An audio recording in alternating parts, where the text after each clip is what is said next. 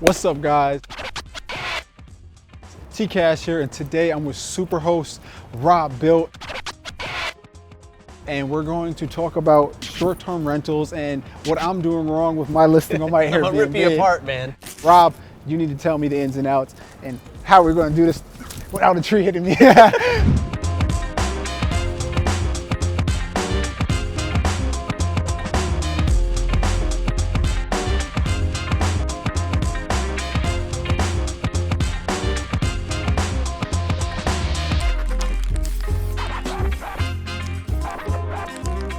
Hey Rob, so man, I just renovated my first house in Joshua Tree. Congratulations. I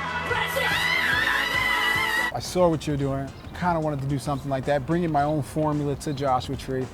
And I'm up and running on Airbnb, but I'm going through so much problems right now. Yeah, we have all been there, my friend, don't worry. All right, so give me some of the top line about your property, like where is it, how much did it cost, what's it listed for, all that kind of stuff. I bought my house for $230,000. It was a wholesale deal that I was looking to wholesale to another investor, but I ended up just wholesaling it to myself and taking it on.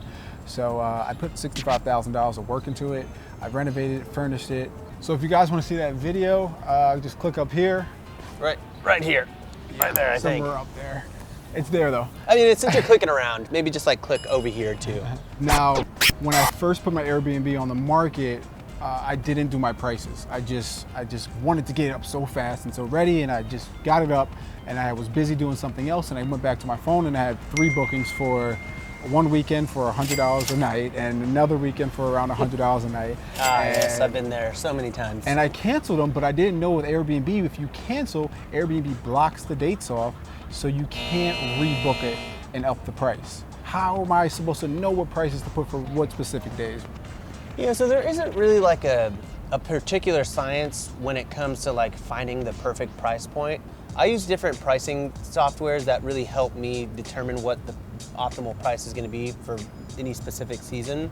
So I use softwares like Price Labs, there's another one called Beyond Pricing. And so effectively they're using algorithms to basically read the market supply and the market demand, and they're able to give you the optimal price point on any given day, dependent on how many people are coming to the area, how many listings are available. And so for example, if it's gonna be like a festival and all the places are booked and you're one of the only places left, they're gonna shoot your price through the roof because they know that you're a hot commodity because you're the only place available. And a lot of these tools will actually help you determine what your base rate is gonna be. Gotcha. Price Labs actually has a feature on there. It says, find my base rate. You click on that and it'll say like, all right, based on other 3.2s in the area, your place should be booking for $377 a night. And then that's what you'll place it at, and then they'll basically fluctuate your price based on that kind of median price point. Gotcha, okay. Let's take a look at your listing. So San Junipero Desert Oasis with hot tub and fire pit. Pretty good, no notes there, nice. Yeah, so I think a lot of people really do neglect titles though. Maybe you watch my video on top tips for your Airbnb listing and that's why it's so good. I'd like to think that, but a lot of people will just write like cute house in Yucca Valley or bungalow in Joshua Tree, and I'm like, the headline is the very first opportunity you have to razzle dazzle somebody with copy, and so if you don't have anything that's enticing to them, why would they keep scrolling? Now hit show more. Oh, Terry. Derek. Okay. Oh boy. You didn't even read it. I don't need to. There's nothing to read. For me, I think that you really need to treat your listing as a mini blog, somewhat as an essay. You need to romance somebody into staying at your place. So you got beautiful photos. Now you've got a very good headline. You tell me everything that I need to know about the place, top level. And now I want to actually learn about your space. Right here you have 1, 2, 3, 4, 5, 6, 7 bullet points. That next section that's called the space, where you actually want to blow out as much as you can about your Airbnb listing and really just romanticize your place. Like make me want to stay there, right? A lot of people will not do that. They'll write like a 1 sentence or no sentences. And I just don't know about the place. So I don't know, does your place have like how many king beds does it have? Does it have a pull-out sofa? Can 8 people stay there? Are there neighbors? Is it secluded? Is it on septic? Is there landscaping? You know, like, are pets allowed? I don't know any of that stuff. by reading your listing. And so if I'm pitching this to 7 people and I'm like, guys, I found this beautiful place, it's a desert oasis, I'm gonna book it, and they're gonna be like, well, what about this? And I'm gonna be like, oh, well, it doesn't actually say. Well, what about this? I don't actually know. The listing doesn't say. Well, what about this? I don't know. And so they're gonna really start attacking the person who's like booking your place. And then that person's gonna be helpless because they don't have anything to refer to. I want to be able to like truly feel what your place is by having the description read to me, whereas I'm not able to do that right now. Gotcha. Man, look, I'm learning new things every day, Rob. That's huge. I appreciate that right now. Are there any minimums, daily minimums, 3-month weekends, or should I just be everyone can book a day at minimum? Or what's your suggestion on that? Yeah, a few things. So for me, I like having a minimum night stay of 2 nights. I think that anyone who wants to book an Airbnb to party is typically is typically there for 1 night. They're in and they're out. They're gonna destroy your place. They're out of there. So I like having a minimum night stay of 2 nights. On holidays, I definitely want to extend that minimum night stay to more. So Christmas, I would not want someone to book that for 2 days. I would want a family to come out for a week. So I'll set my minimums for like Thanksgiving, Christmas to like 5 nights. The only time that I will allow a 1-night minimum stay is for what's called an orphan day. So that's basically when there's like 1 single day in a week. So if someone books your Monday and Tuesday and your Thursday and Friday, that Wednesday is open. So with Price Lab, you can actually set it to where it'll allow orphan days. So it'll actually lift your 2-night minimum and make it a 1-night minimum whenever you have like 1 single day in your calendar.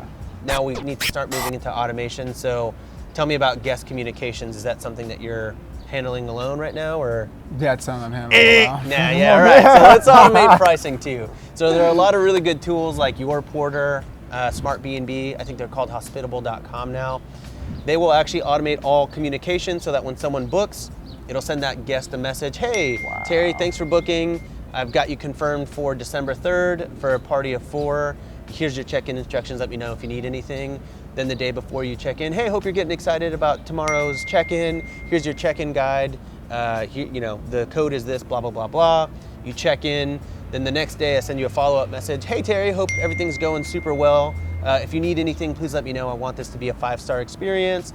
The day before checkout, hey Terry, I hope you enjoyed the place. I think I said Cherry. Hey Terry, I hope you enjoyed the place. Here are your checkout instructions. 10 a.m., take your trash out, leave the linens on the bed. Please leave us a review if you enjoyed your stay, whatever, right? So you can actually automate all 4 of those messages so that you don't really ever have to do that yourself. I mean, how long are you spending? It's like 1, 2, 3, 4, 5. You have like 10 reservations. Too much. Yeah, yeah. So I do say, though, as a general rule of thumb, before you automate everything, I think you do need to learn your business a little bit. So I actually think it's okay that you haven't done that. I want you to like learn how to respond to people and like how to respond to certain questions. I want you to understand the concepts of pricing before you like automate your pricing. And now, once you automate all that, you're gonna say, oh my goodness, like I'm making $5,000 a month on this place. I don't really do anything.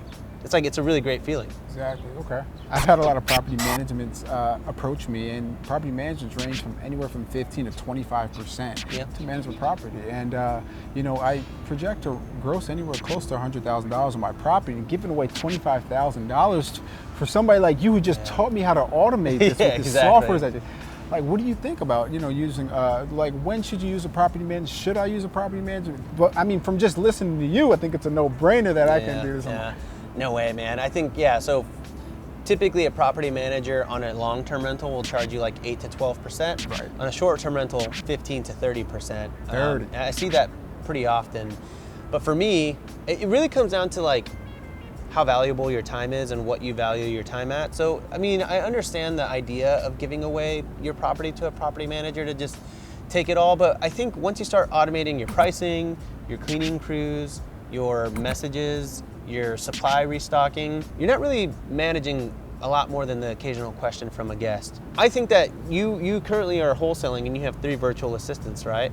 I'm sure those virtual assistants are relatively affordable, so why not just toss them the messaging side of your business? That costs you a very minimal amount of money, but it gives you a lot of your time back. And that's why I'm trying to learn. That's why I didn't hire a property manager in the beginning, but you know, you make mistakes, but you got to make mistakes to learn from them and find ways to scale up. So, I mean, I always say, like, you don't become a professional in real estate by everything going right.